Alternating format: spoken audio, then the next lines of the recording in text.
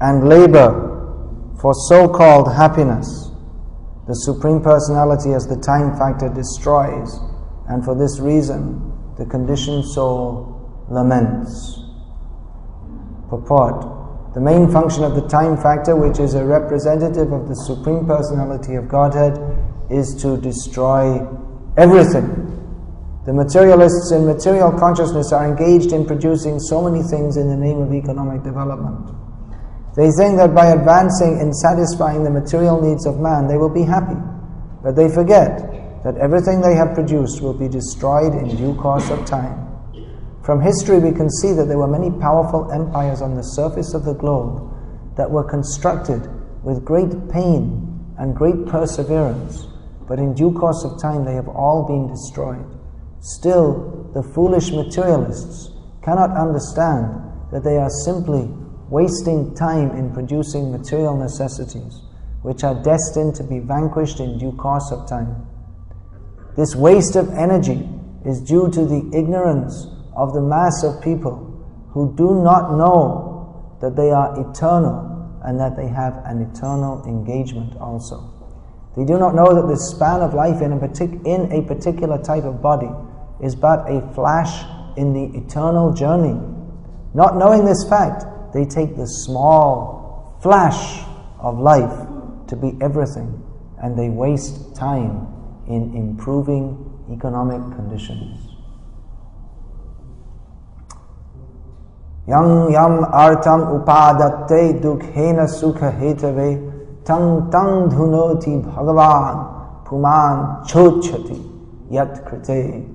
Whatever is produced by the materialist with great pain and labor for so-called happiness, the Supreme Personality as the time factor destroys, and for this reason the conditioned soul laments. Om Jnanatirandhasya Jnananjana Shalakaya Chakshur Militam Yena Tasmai Shri Gurave Namaha Vandeham Shri Guru Shri Yathapada Kamalam Shri Gurun Vaishnavanscha Shri Rupam Sagrajatam Sahagana Raghunatam Vitam Vitam Sajiva Sadvaitam Savadhutam Parijana Sahitam Krishna Chaitanya Devam Shri Radha Krishna Pada Sahagana Lalita Shri Vishakam Vitamscha. Hare Krishna, Krishna Krishna, Hare Hare, Hare Rama, Rama Rama, Hare Hare.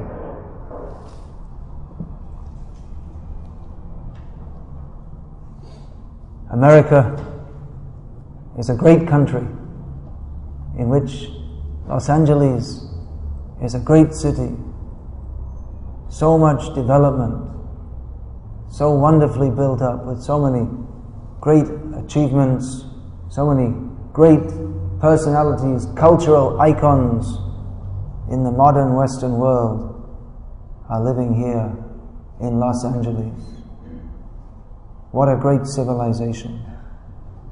All over the world, people are watching. Will it be Bush or will it be Kerry? Because they know that America is so important. Because of America's mighty industrial, technological, scientific, and military dominance. But according to the Srimad Bhagavatam, it's all completely useless. Completely useless. Not even slightly meaningful. What does Prabhupada say in Juga? Wasting time in producing material messages. What can we say? What can we comment about all of this? Simply a waste of time. We've built this big city, big high buildings, simply a waste of time. Simply a waste of time. It's devastating. This goes, Srimad Bhagavatam goes against everything that modern civilization stands for. Therefore, tadvag visargo janataga viplavo yasmin pratishlokam abadhavatyapi namanyanantazya yashonkitani yat chrinvanti gayanti grihanti sadhava. These books which you are distributing in the airports and other places. The Los Angeles Corporation they should try to stop you distributing these books, by all means, because they can understand that if these books go on being distributed, there won't be any Los Angeles corporation to be elected to. There won't be any Los Angeles. Not like this anyway. Because the Srimad Bhagavatam clearly, piercingly, painfully for the materialist, points out or distinguishes reality distinguished from illusion for the welfare of all. And if we're going to talk about reality, then reality doesn't mean something that comes out of Hollywood by any means. Reality doesn't mean building big buildings which are anyway going to fall down as soon as there's an earthquake. And reality doesn't mean working hard to get money to drive around in a car, or not drive around in a car, get stuck in a traffic jam more likely. Reality doesn't mean to get your face painted with varieties of lipstick, even if it's vegetarian lipstick. It's also nonsense. Not only that non-vegetarian lipstick is nonsense, even vegetarian is also nonsense. It's just vegetarian nonsense, that's all. So, what is reality? People don't know.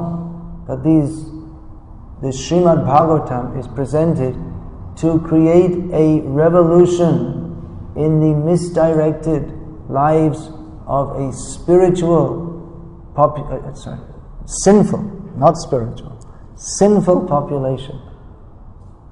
Because in the Srimad Bhagavatam, in every verse, prati shlokam is meant for glorification of the unlimited Supreme Lord. Therefore, persons who are sincere, they will appreciate this. They will accept this.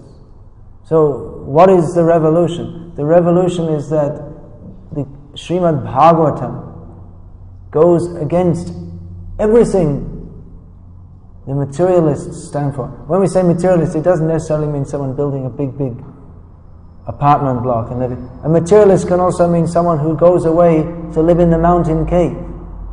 He's also a materialist. If he goes there thinking, I simply want to escape from here, but has no conception of Krishna consciousness, one who goes away to the countryside simply for peace of mind and to live in this harmony with nature, if they also have the idea that I am the enjoyer, I don't like the city, therefore I'll go to the country.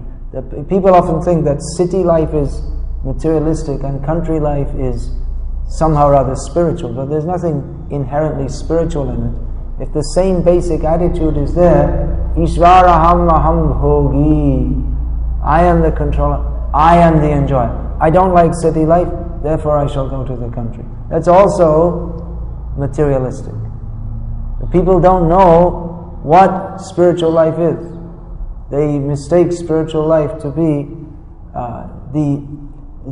to give up the endeavor for gross materialistic aggrandizement. But any kind of material situation, if we think I shall be happy, I shall enjoy myself, I will be more peaceful in this situation, it's all material, because material means not to act in our constitutional spiritual position of servants of Krishna. People don't know this.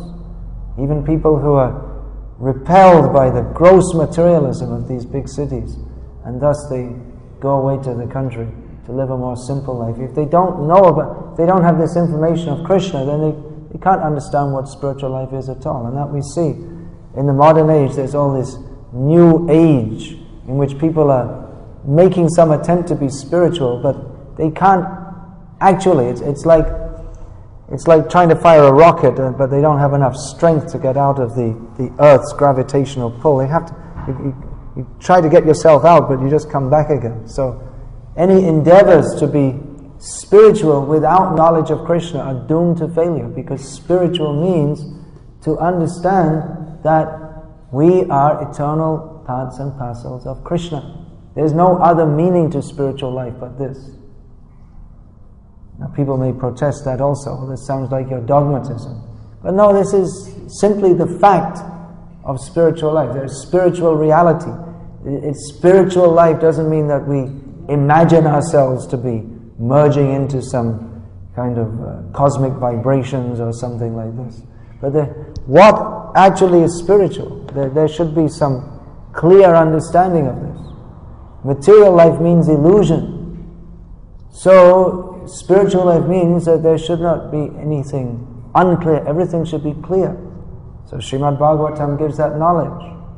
That spiritual means Satchit Ananda. Satchit Anandamai. Ishvara Parama Krishna Satchit Ananda Vigraha. Anadir Adir Govinda Sarva Karana Karanam. Simply if people can have some insights into this, then their life will change. To understand Ishvara, Parama, Krishna. Krishna is the Supreme Personality of Godhead. We are not the controller. He is the controller. We cannot control. Our endeavors to control are futile. So many people, they're trying to control their life so they don't die. Therefore they're doing exercises and they want to take antioxidants into their body. But they don't know that you can live on, you can eat only antioxidants alone, and still you will die. There is no cure for death, because the Supreme Lord in the form of time is waiting to take you away. When your time is up, you can drink a whole gallon of antioxidants, but it's no antidote for Yamaraj. So time is there. People are trying to escape this, trying to control that I shall not die. But the Supreme Controller is Krishna. We cannot stand before Him. Just like if there's a tornado, there's nothing you can do. You can't stand there and just hold your hands up, or it'll just rush over us. So in the same way, the time factor, we cannot overcome it. We are not the controllers. How many times Prabhupada spoke on this? How many times? Prabhupada just emphasized this point. We are not the controllers. The endeavor of modern science, Prabhupada, how many times he said, they're attempting to present themselves as the controller. They cannot control. So this basic point, it's actually very clear if we just examine. But people are in the illusion that we can control by science or by yoga or by antioxidants or whatever.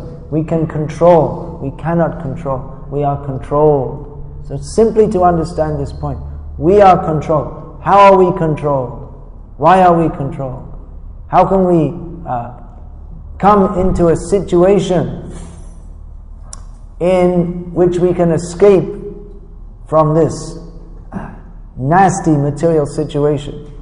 So the impersonalists, they want to escape the control of material nature, but they don't want to surrender to Krishna. So they're just as materialistic as any other materialist. It's the same basic attitude is there. Therefore, aruhya kritrena parang padang tatam patanti ato anadrita yushmada angraya.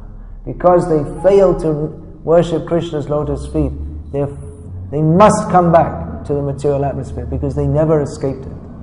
The so-called liberation of the impersonalists is simply, they think they're liberated. Vimuktyamani. They consider themselves liberated, but they're not, because the same basic attitude of envy of Krishna is there. So Krishna consciousness just means this little adjustment in consciousness. Actually, little, it's a complete revolution. Because now we're in the Viparita Buddhi, Bhayam Dvitiya Bhiniveshada Syat, Ishada Petasya Viparya Smritihi. We're now in the opposite consciousness of our constitutional consciousness. Instead of thinking, I am the servant of Krishna, we are thinking, I am the Lord of all that I survey. So this consciousness, if it is changed, then we can understand that it is very pleasant to be the servant of Krishna. We are thinking it is very unpleasant to be I should not be the servant of anyone. I should be the boss. Everyone should listen to me. But to be the servant of Krishna is our natural position. As long as we're trying to be the controller, then by trying to be the controller, then we have to make others fear us. That's how it works in the material world. But concomitantly, we are afraid. Whoever is trying to control others is always afraid that they'll come up and stab him from behind or make some group and oust him. So the whole condition of the material world is one of fear. But if we can simply understand that we have our eternal shelter, we don't have to die. The Krishna consciousness, we can distribute these books. These books, they're better than any antioxidant because they teach you how not to die. You can learn how not to die. One time Prabhupada was asked this, what is the value of this chanting Hare Krishna? Challenged. Prabhupada answered that it stops death. So actually that's the fact. Yad gatvana nivartante tad dhama paramam mama. Of course this body, it will not last. It is destined to fall down. But when we understand that we are not the body, then we won't be so much concerned to maintain this body. We understand it's not me anyway. Vasamsi jirnani yatavihaya jirnani. What is that? How does it go? Vasamsi jirnani yatavihaya navani grihnati naroparani tato sharirani vihaya jirnani anyani sangyati navani dehi. So just like your clothes get old, you throw them out, get new ones. So the body gets old and it goes. But I am eternal spirit soul. When we simply understand this, then we don't die. This is the formula to stop death. We understand I'm eternal spirit soul, and I am the servant of Krishna, who is Satchit Ananda Vigraha. He is eternal, full of bliss and knowledge, and like him, I am also eternal, full of bliss and knowledge. I just have to understand this by understanding this simple point, that I am meant to serve Krishna. I am not meant to be a competitor of Krishna. It is a foolish endeavor. Everything the materialists do is foolish. Even the Harvard, Yale PhD degree, this means certificate of highly sophisticated foolishness. That's all. Actually, we say madman. Probably everyone's a madman. But the madman who's what we would call actually mad, the people who are not mad, they're more mad. Because the madman's just a madman, right? But those who are making economic development, building big buildings, getting university degrees and having discussions on TV how to solve this problem and that problem, they're more mad because they're trying to make sanity out of the madness. They're trying to, they're considering that yes, we have to do this and we have to do that, and they're trying to make some order out of a situation which is totally insane.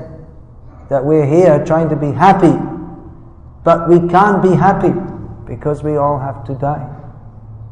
We can't be, even if we think I'll be happy in the meantime. All right, I may have to die 20 years, 30 years, 40 years. Let me be happy in the meantime, but then no one's happy either. So it's totally insane, just in case you haven't noticed. That example, it's how can we be happy in a world where we have to die? Just like if someone's on death row, that you're said, tomorrow morning you will hang. Or if you like, we'll be nice to you. We'll let you choose. Do you want to be injected with poison or electric chair or hung? What would you like? You can choose. You see, we are very fair in this country, so you can choose how you like to die. So the night before, what would you like to eat? Anything you like to eat, we'll get it for you. Lobsters, shrimps, whatever. Whatever you like to eat, except humans, we'll provide it. Any meal, you can order from any restaurant. And what are you going to eat? When you know that it's not even going to get out the other side, because the digestion process won't finish by the time you get frazzled or hung or whatever. So how can you enjoy? Kim sukham martya dhaminam. Again and again this question is asked in the 6th chapter, the Narad Muni preaching to the Haryashvas. Where is the happiness in the world of death? How can we be happy when we have to die? But still people are trying to be happy. This is the madness. So Srimad Bhagavatam gives the information of reality. We are eternal happy beings. We're meant to be happy. But there's no happiness in this material world. Barking up the wrong tree, and then another tree, and then another tree. 84 lakh species of trees. Means 8,400,000 kinds of endeavor to be happy, and every one of them is wrong. And then we try again. Well, maybe I should try being a cockroach again. Maybe I should try being a dinosaur again. There are still dinosaurs. Nothing's extinct. It's one of the things Prabhupada said. Nothing's extinct. It's still there. If it was there, it's still there. Just you didn't see it, that's all. So, Krishna Conscious Movement is a revolution in consciousness, how we can actually be happy. It's giving how we can not die, how we can be happy. Why should people not take to this? What is the answer? Because in Prabhupada's terms, actually in Krishna's terms, all fools and rascals. Because we're so much attached that I shall be happy on my own terms, that I shall be the controller, I shall be the enjoyer. But it is not possible. We are not writing the script. Krishna is writing the script. We cannot be God. So you may think, well, why not? Because it's not. There's no democracy in this matter. You can't vote yourself into the position of God. He is eternally in that position, but that is not an exploitive condition. We are envious of Krishna. We want to exploit everything, and we are envious of Krishna because He is the controller. But He is the controller, but He is not exploiting. He is a beneficent dictator. Everything He does is for the benefit of others. Now this also, materialistic people, they can't understand. They think if God is there, then why is there suffering? He doesn't say, here is described, God is the destroyer in the form of time. Why is that? That doesn't seem very nice. But that is actually His mercy. Because everything that we're creating for our own enjoyment, it is simply giving us suffering.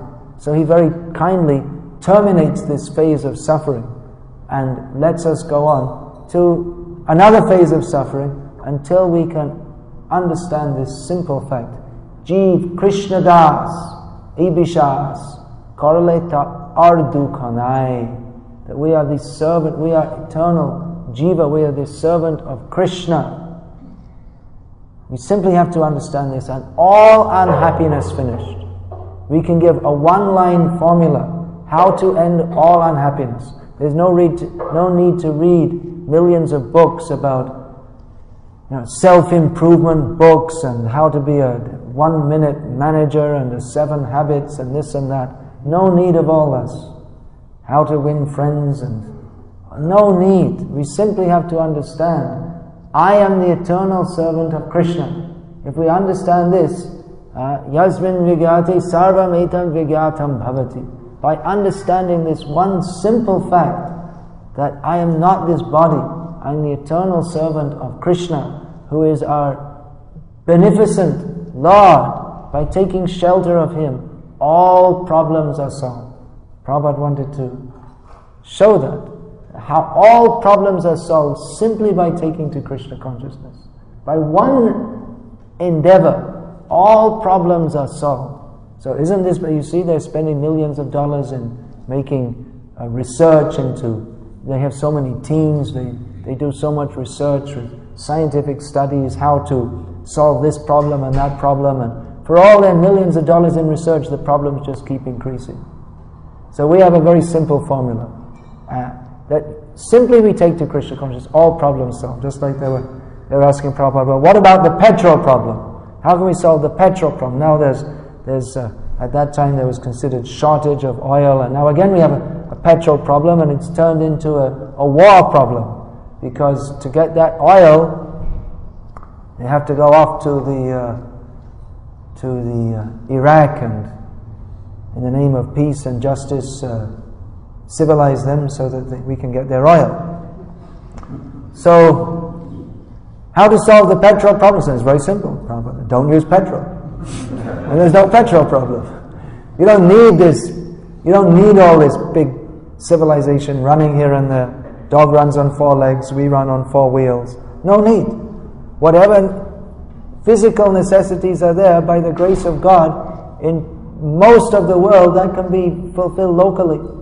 Food, clothing and shelter, these are the basic necessities of the physical body, and they're all fulfilled locally, so no need to run around on 4 wheels, no need for petrol.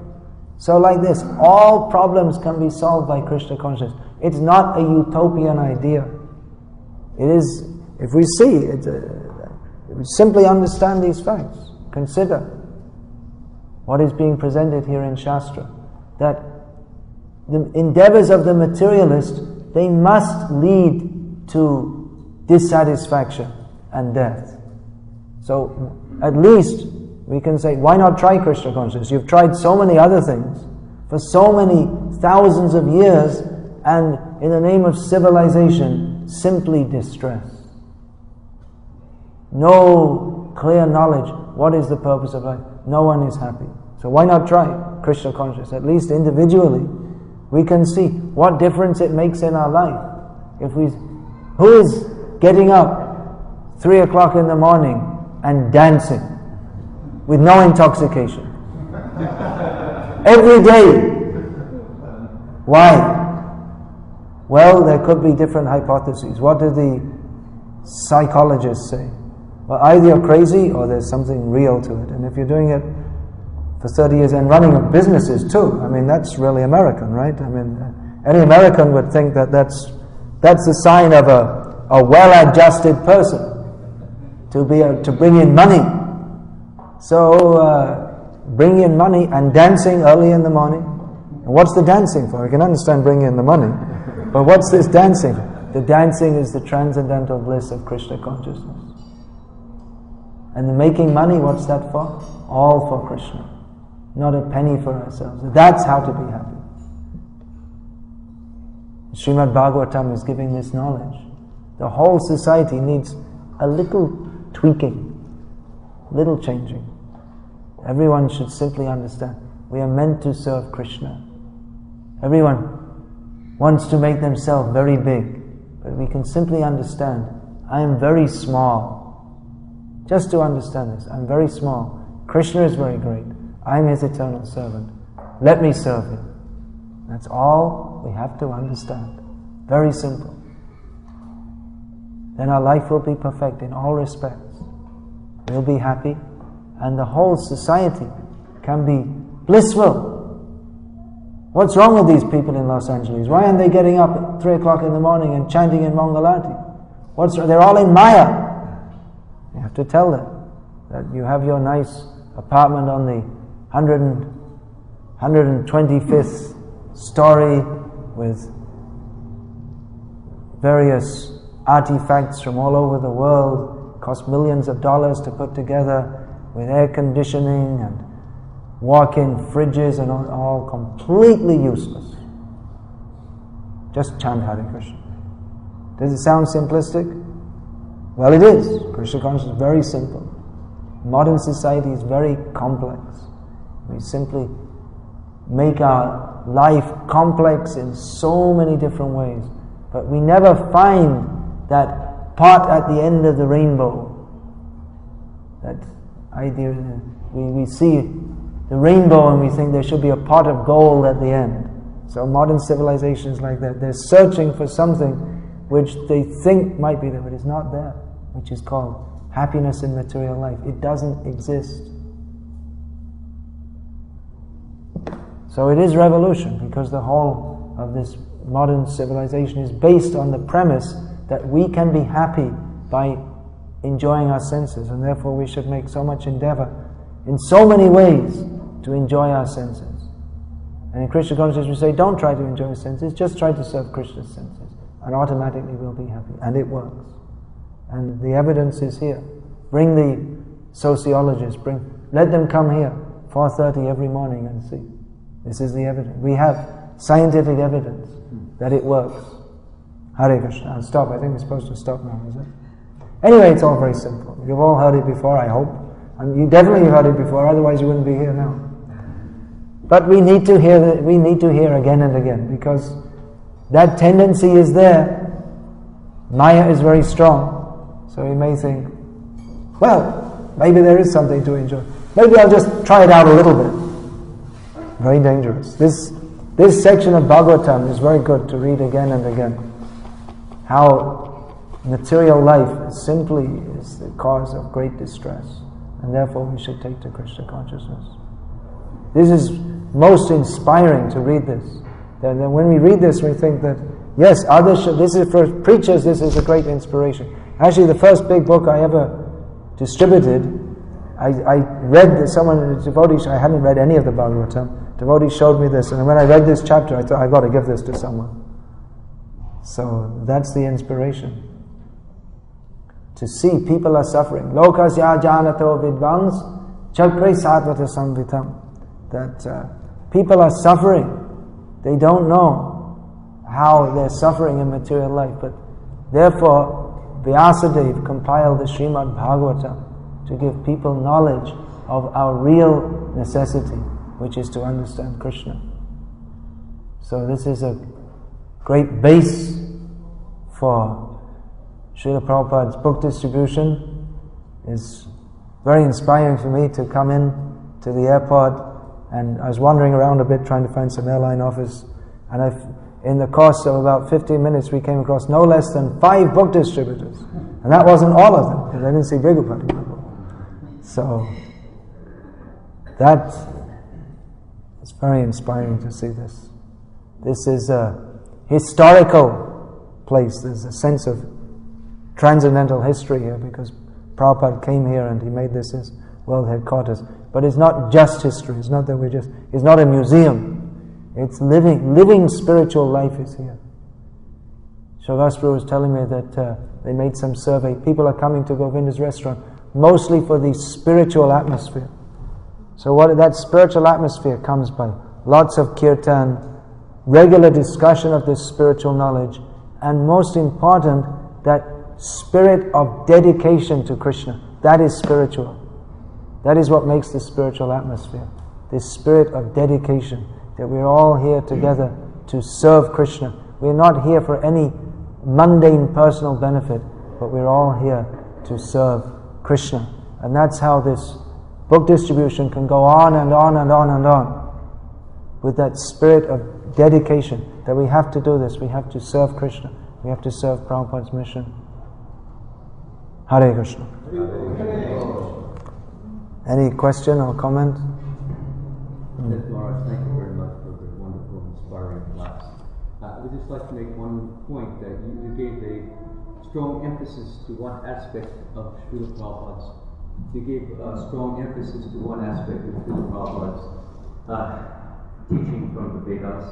The emphasis that this material world and trying to obtain sense pleasure in the material world can only lead to misery and suffering and disillusionment ultimately, which is fine. But there was also another emphasis, a balance, another side that Srila Prabhupada would often emphasize. He also said that in spite of the fact that this material world is a place of suffering, it's a place of misery, try to get out of it as fast as you can through the chanting of Hare Krishna and serving Krishna. He also mentioned that we could also utilize many of the aspects of the material world for that purpose of getting out, and also for that purpose of sharing Krishna consciousness with others. For example, he mentioned airplanes that could be used, as Srila Prabhupada himself traveled 17 times around the world. And while, yes, we don't say that airplanes are the end-all and be-all of happiness and fulfillment and satisfaction, nonetheless, airplanes can be used to spread Krishna consciousness, just as you yourself have come here and utilized it. Cars can be used, and while yes, the motors and the fumes and all of these things pollute the world and they pollute the consciousness, nonetheless, while we are still here, we can use them to spread and share Krishna consciousness with as many people as possible. This is not to say that we are idolizing these objects of the world, but nonetheless, we can use them as yukta vairagya, make them, Krishna-ize them, and in so Krishna-izing them, we become more Krishna conscious, and ultimately we can bring others back home back to Godhead, and ourselves go back home back to Godhead. So I'm simply wanting to present the other angle of vision which exists with respect to that. And sorry for taking so much time. I just emphasize this side because this is the verse and purport. I was following what particular emphasis was given in this verse and purport. There's another. Yeah, there's so many. You can tell. How does the living entity within you, how do you feel your living entity? Is it possible to feel the living entity in a separate form from the body? Like, is there a possible way to like search from within where the soul lies, or like, you know, like how is there a way that you can feel the soul in a sense of like seeing as though we are not the body and we are in this material body for only a certain period of time? How is it that we can feel the spiritual soul in a more stronger sense? Yeah, we can experience that we are spirit soul by following the process of bhakti yoga, or the yoga of devotion, or Krishna consciousness. Because the activity of the soul is to serve Krishna, we can start to do this even here and now in this material world by utilizing these bodies in the service of Krishna. And by doing so, we experience that we are not the body, but that we are spirit soul. Because that is the experience of the soul, that is the activity of the soul, to serve Krishna. So when we start to serve Krishna according to the process of bhakti yoga, which means hearing about Krishna, chanting his names, remembering him, engaging in deity worship, there are so many services for Krishna. And when we do this with the consciousness that I am not the body, but I am the soul, the servant of Krishna, then we actually experience how we're the soul. It's very practical, yeah. I'd like to counter on the point on the cut. I think the big problem isn't the fact that we use everything as Yukta-Virata. If you're serving Krishna, you're utilizing everything in the service anyways. But for me, my problem is when a person can't maintain the material item and it becomes a problem. It's like you have one person who has a car, he knows how to maintain it perfectly, inside and out. And then you put that same car in someone else's hand, right? And he pollutes the air and the atmosphere. So one person is using the car properly, like you say, Yukta-Virata, but then the other person is not. And there's so many times that the people who create these products, right, they make money on it, and then they just abandon the product, right? And then it falls into all these other people's hands, and it becomes a bigger problem. And that's when it becomes a global problem, and that's when I feel there's a bigger problem. Yeah, well, anyway, you can jump in your cars and go to the airport and distribute the books. But that Prabhupada, he used this example of using the axe to cut the tree. So the axe handle is made with wood. So in the same way, you can use these things, but ultimately we want to bring people to a more sane way of life, in which they can live simply and chant Hare Krishna. So we should finish there?